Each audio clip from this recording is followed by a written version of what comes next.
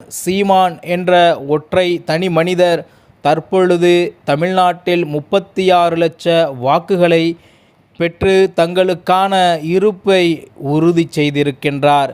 மேலும் இவருடைய நோக்கமான 2026 சட்டமன்ற தேர்தல் என்பது மாபெரும் வெற்றிக்கனியையும் மாபெரும் வெற்றியையும் கிடைக்கக்கூடிய ஒரு தருணமாக இருக்கும் என்பது அனைத்து அரசியல் ஆய்வாளர்களின் எதிர்பார்ப்பாக இருக்கின்றது.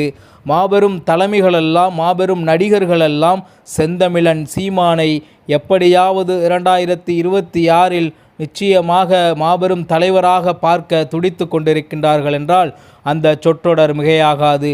தொடர்ச்சியாக தமிழ்நாட்டில் தமிழ் மண்ணில் தமிழை நேசிக்கக்கூடிய தமிழ் மக்களை நேசிக்கக்கூடிய எதிர்கால தமிழ்நாட்டின் இளைஞர்களுக்கான வேலைவாய்ப்பை ஏற்படுத்தக்கூடிய ஒரு நல்ல தலைமை அமைய வேண்டும் என்பது அனைவருடைய மிக முக்கிய கருத்தாக இருந்து வருகின்றது.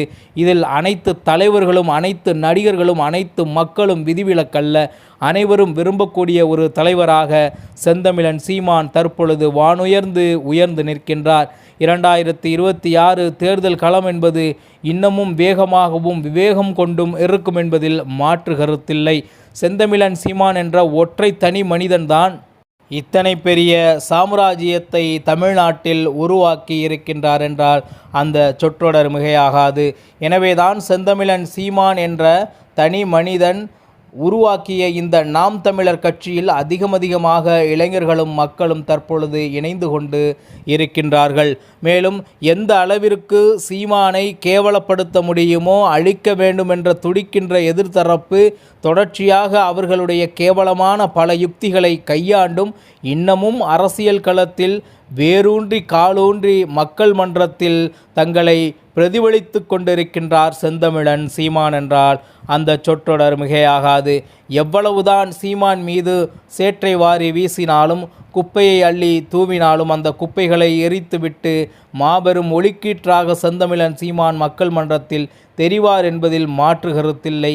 செந்தமிழன் சீமானை விமர்சித்து மேலும் சீமானின் தளபதிகளை விமர்சித்து இன்னமும் 1000 காணொளிகளும் வீடியோக்களும் சமூக வலைதளங்களில் வரதான் போகின்றது.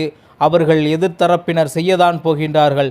ஆனால் எதை பற்றியுமே செந்தமிழன் சீமானுக்கும் நாம் தமிழர் கட்சிக்கும் எந்த கவலையும் கிடையாது. காரணம், உண்மையாகவும் நேர்மையாகவும் உறுதியாகவும் உணர்வாகவும் தமிழர்களுக்கு உயிராகவும் நிற்கக்கூடிய ஒரு கட்சியாக நாம் தமிழர் கட்சியும் செந்தமிழன் சீமானும் அவர்களுடைய தம்பி தங்கைகள் தளபதிகளும் இருக்கின்றார்கள் என்பதுதான் நிதர்சனமான உண்மை.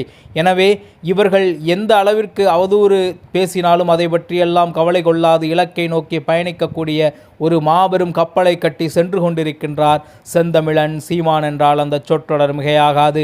2026 மிகப்பெரிய மாற்றம் தமிழ்நாட்டின் அரசியல் களத்தில் நிகழும் என்பதில் மாற்று கருத்தே இருக்க முடியாது. செந்தமிழன் சீமான் தலைமையில் மாபெரும் வெற்றியை நாம் தமிழர் கட்சி பெறும் என்பதிலும் எந்த மாற்று கருத்தும் யாருக்கும் இருக்க முடியாது. அந்த அளவிற்கு மக்கள் மனதிலும் மக்கள் மத்தியிலும் செல்வாக்கு மிகுந்த தலைவராக நாம் தமிழர் கட்சியின் தலைமை ஒருங்கிணைப்பாளர் செந்தமிழன் சீமான் உயர்ந்துள்ளார். நிச்சயமாக அவர் வெற்றி பெறுவார் என்பதை கூறிக்கொண்டு மீண்டும் நல்லதோர் காணொலியில் உங்களை சந்திக்கின்றேன். இலக்கு ஒன்றுதான், தமிழ் பேரினத்தின் விடுதலை. நன்றி, வணக்கம். நாம் தமிழர்.